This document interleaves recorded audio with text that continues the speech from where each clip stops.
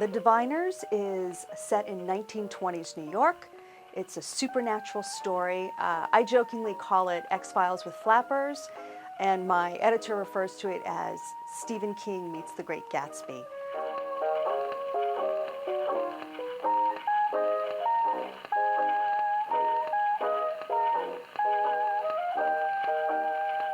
The audition process for The Diviners was very unique in that when I arrived for the audition, there were about, I think, 15 or 20 pages, and the pages were divided by character.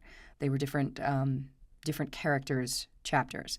So I met Memphis, Theta, Evie, Blind Bill, a bunch of them I met in the initial audition. I desperately wanted to book the job, not only to get the job, but to be able to read the book early, because one of my greatest joys of being a narrator is that I get to read books before anyone else does. So David Rapkin and I set up auditions at the Random House studio, which kind of started about 8 a.m. and didn't roll off until about 7 or 7:30.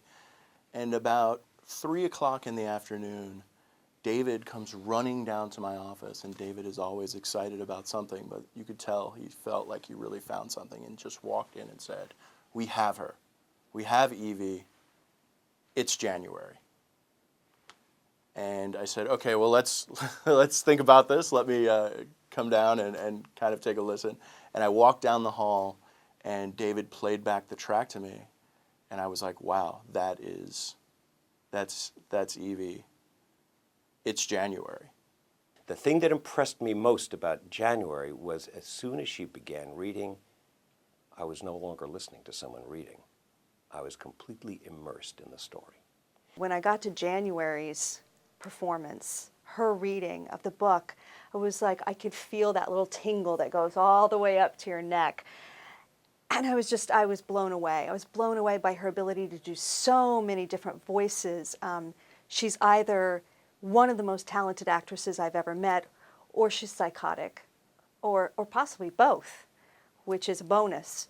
But she could do all of these characters, and she could differentiate them and give them such life. It was like they just came up off the page. And at the same time, her narration parts, the descriptive parts, were just lovely and evocative, and she has this beautiful voice, and it was like driving out on open road and just, throwing it open.